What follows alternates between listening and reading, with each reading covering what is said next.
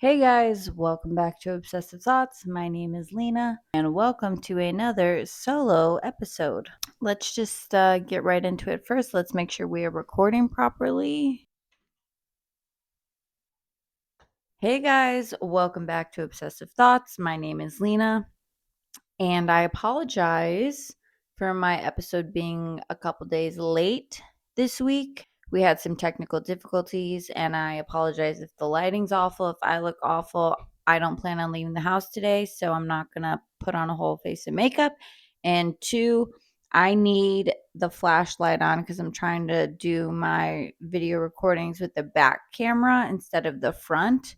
So deal with it, please, and thank you. So, yeah, I did a whole recording on Tuesday, which was kind of close to my deadline, which was my fault.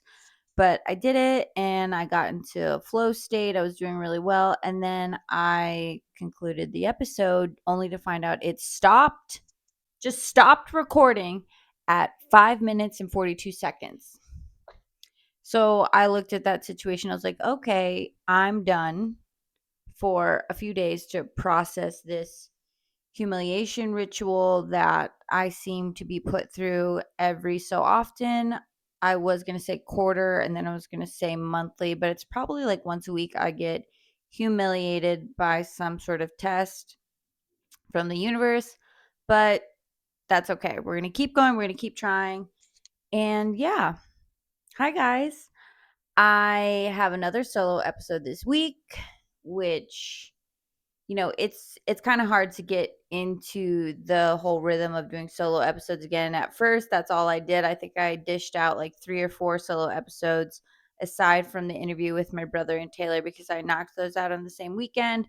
So, here I am. We are just going to chat. So, first, I want to give a little update. I started a job this week at a cute little coffee shop, and it's walking distance from where I'm staying right now until I migrate to New York City. It's income. I'm trying to work my butt off until I do go to New York City because I will be working for free 8 a.m. to 4 p.m. 5 days a week. And I have been applying to hundreds of jobs ever since being let go from my other full-time job. Honestly, I've just been applying. And like I said, the local coffee shop was referred to us by the neighbor. And I walked in, charmed them, obviously. I have so much respect for coffee connoisseurs now because there is a technique to it. You do have to know what you're doing. And yeah, now I'm kind of on that side of things. And when I go into a coffee shop, I just say, give me the most caffeinated drink I can consume. And that's kind of where all my questions were at when I was learning like how to steam milk and a cappuccino and all the measurements and all the pumps and the syrups and the sauces, blah, blah, blah, blah. We will keep you guys updated on that. And okay, so I saw the movie Obsession. And I know that everybody loves that movie, kind of like how everybody was really feeling the Terrifier. Like, I feel like the horror genre is making its comeback commercially and in mainstream popularity and pop culture, which better late than never, I always say. I'm so glad Obsession is getting the good feedback that it deserves because the plot line is good. The plot's terrific. The acting is phenomenal. It's not a brand new story, right? Like, we've heard of, stalker situations and things like that. And if you think about it from face value, it's cheesy, right? Like, this guy gets a wishing stick from some crystal shop and it ends up working, but that's not what the premise is about, in my opinion. Honestly, I started to feel emotionally triggered by the female character because I was like, dude, I feel bad for her because she's making a damn fool of herself and she doesn't even know it. She doesn't know it. And then I started to feel bad for the male because I was like, dude, he's feeling guilty because he knows it's not genuine and it's not real. And I've kind of been going on some sort of deep dives on like what, from a film critic standpoint, like the themes and stuff. And I don't know any of that language. So I'm not even going to try to pretend like I know what in the hell they're talking about. But I really love that movie. There were some laugh out loud moments, some gore. It's not like a jump scare. It's not like a psychological horror. I would consider it a body horror. But yeah, I'm so glad everybody likes that movie. I certainly like that movie. I hope this opens the door to all the actors in the movie. It's like I said, it was refreshing. It's a refreshing new kind of point of view on love and toxicity and relationships and things like that. So I definitely recommend seeing that movie. And if you'd like to talk about it, please hit me up because there's nothing I love to do more than talk about things that I'm interested in, obviously. Moving on. So that movie kind of ignited me to delve into another huge obsession of mine, which you guys are already aware of, and that is messed up movies or fucked up movies, fucked up cinema. And so I was on that side of TikTok. I think from obsession, I kind of got pulled in that direction, anyways. And I stumbled upon this movie called Found on Tubi. I love Tubi, for the record. I think Tubi is awesome. A lot of good hidden gems on that platform. It's free. Free is for me. Y'all all know about Tubi. Anyway, so it's this movie called Found, and I watched it. I watched it with a guy, and he is not normal minded by any stretch of the imagination. He's his own type of crazy, fucked up, weird, but it's very evident whenever I kind of try to bring someone along these journeys with me because like a little bit into the movie he's like, I'm not really feeling this movie, and I was like, yeah, I know all these movies are bad, and they are. These movies are not good. There is no attraction to these movies, like for the plot, the acting, like it's usually very subpar. Everything across the board is very subpar with all of these movies, and it's mostly for shock factor, which I feel like kind of gets lost in translation whenever you're trying to explain these movies to people who have no introduction or any knowledge about this specific sort of genre of movie. And it's not even a genre, it's more of like a community. Like if you don't know anything about messed up movies, I really can't explain it to you. I try to kind of describe the kind of horror that it entails, things like that, and they're usually like, what the fuck is wrong with you? And I'm like, well, if you would sit down, watch this fucking movie, you would understand. But nope, that's too much for some people. But anyways, so I watched that movie, and it's about this boy who discovers that his brother is a serial killer. There's like heads in a bowling bag in his closet, and the friend of the little boy ends up showing him to kind of flex a little bit and be like, oh, you think I'm scared of the big bad bully at school? Look, my brother fucking killed him, and his head's in here, I bet. And so the brother is kind of, it's foreshadowing that the brother's about to get exposed. And so the little boy ends up kind of getting some sort of attitude and sticking up for himself, so the parents are all concerned. And so the little brother makes the big brother accidentally aware that he knows what his hobby is, what his little side job is.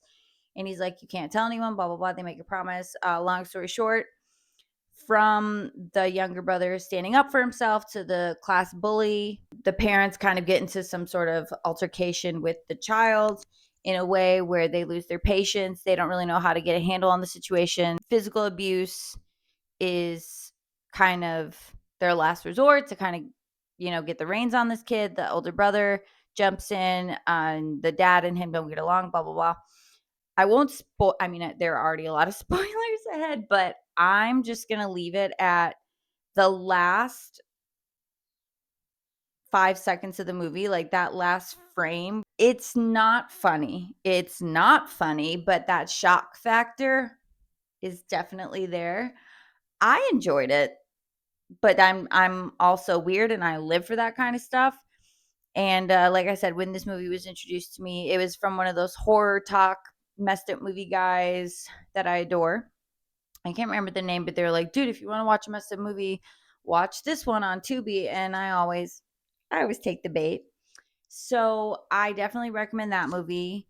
It's Yeah, it's a good old classic fucked up movie. It's not that old though. I think it came out in like either 2024 or 2014. Cannot pinpoint that answer. From that movie, I started to explain to said guest, the guy, I started to explain to him, like, oh, you think this is bad? Like, this is nothing. Have you heard of X, Y, and Z? And I started to explain to him Charlotte's Net, Maskhead, and MDPOPE. They immediately were like, I'm going to go somewhere else. I think they went to the store and was like, good luck. I have no interest in this conversation. Goodbye. And I was like, because I couldn't remember the name of Charlotte's Net. I was stuck on Charlotte's Web, and that is a children's tale, a children's movie. Very, very much the opposite of what I was trying to get to. Nowhere near that. So I started researching, and I was like, oh my God, it's called Charlotte's Net. Now, I have seen Maskhead, but for Charlotte's Net and MD Pope, I will be completely honest, I have not seen those movies in an audience kind of setting where like it's playing on my screen and I have absorbed the content through my own eyeballs, because I'm smarter than that. I'm not going to subject myself to things like that when I know they're just going to cross the line for me. So what I do instead is and I do this for all movies, for the record, I'll go on Wikipedia and I'll read the plot. There's a little plot toggle and I click on it and I help myself to the movie. And actually, like I said, I do that with all movies, not just messed up movies. So I read about Charlotte's Net. It's pretty messed up. That's a messed up movie. That one kind of has more of a reputation. I think that's the movie that came out in 2014. I should have done my research before I started recording, but whatever.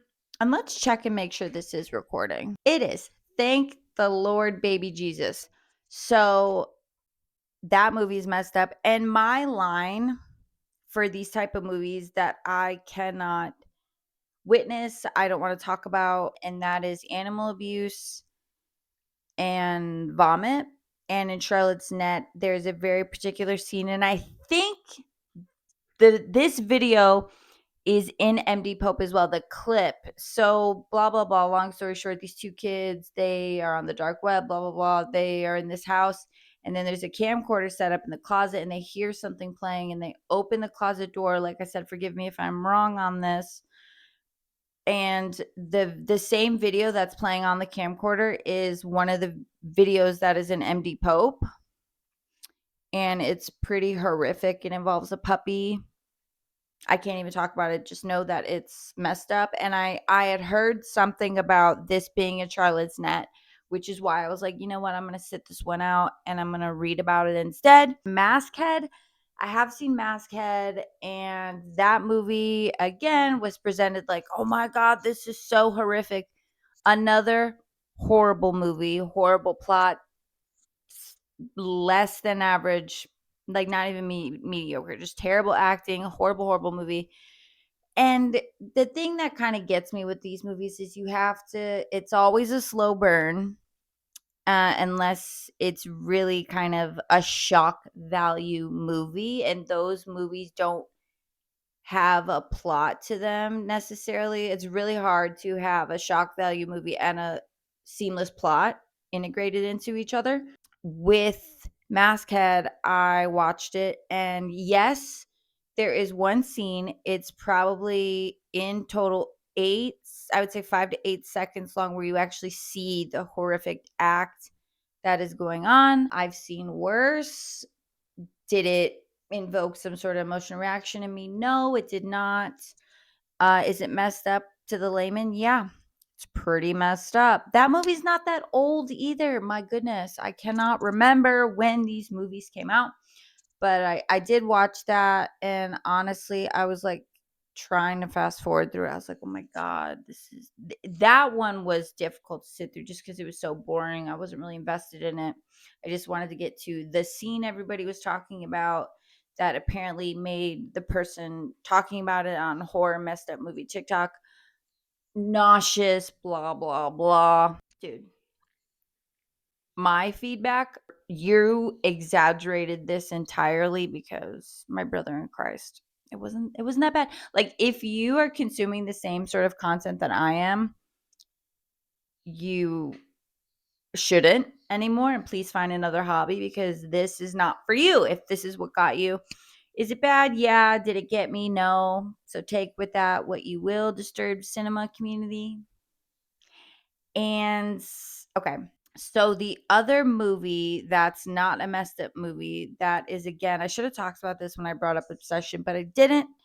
And I'm not even going to lie, y'all. I said I was going to watch this movie last week and I didn't. I read about it, but I'm going to talk about it anyways. So the drama was with Robert Pattinson and Zendaya, and it was another mainstream kind of theater movie, you know, marketed, publicized, two huge actors in it. Big fan of Zendaya. So I planned on seeing it, never got around to seeing it. And Lexi, shout out Lexi, love her. We were having dinner a while ago and she brought up to me like, hey, have you seen this movie, The Drama? And I was like, no. And she asked my opinion on a specific subject that tied into the movie. So I'm not going to give away the movie, but there's this part in the movie essentially where they talk about the worst things they've ever done. Why anybody would play that game with company is like, you're asking for trouble. That's like playing Truth or Dare or 7 Minutes in Heaven kind of trap. Don't do it. Don't ask people the most messed up thing they've done if you don't want to open the gates of hell, essentially. So, anyways, everybody's confessing like the worst thing they've done. And this one woman confessed that she had kidnapped somebody that was around her age, a child with special needs, and locked them in either a trailer, a cabin, whatever, for a day or two. And she was like, yeah, it's pretty bad. Like, not, and no one really gave her some sort of reaction from that. And then Zendaya shares about how she had planned and was going to execute a mass shooting at her school. Like, had it all planned out, was practicing using guns. That's why she lost her hearing. And she was like, well, what do you think about that? And I was like, well, I think it's wrong for them to chastise Zendaya and not this other girl, because I mean, it comes down to the facts of the situation. Zendaya did not execute her plan when this woman did. And yeah, you can get hung up on the details, but she did not and she did. And my whole point, I'm not saying anyone's right or wrong. Why are we not giving the woman who actually did this horrific crime more shit if we're giving her shit? That was my whole point with the drama. I just didn't understand how people were kind of messing with the balance of morale and things like that, and how one could be seen as less bad than the other. It all comes down to morale and, you know, playing God. I don't know. I think bad is bad. There is nuance to it, but I cannot catch a break with this recording. So, anyways, yeah, messed up movies. I watch them to make sure that I'm not a sociopath, and I do a little test every now and then for shock value to make sure that everything is right as rain up in my head. This spring quarter is about to wrap up, and whenever summer quarter starts, I'll be in full swing with my internship. So I'll let you guys know how that goes. It's going to be a good summer, New York City summer. See you guys next time on Obsessive Thoughts.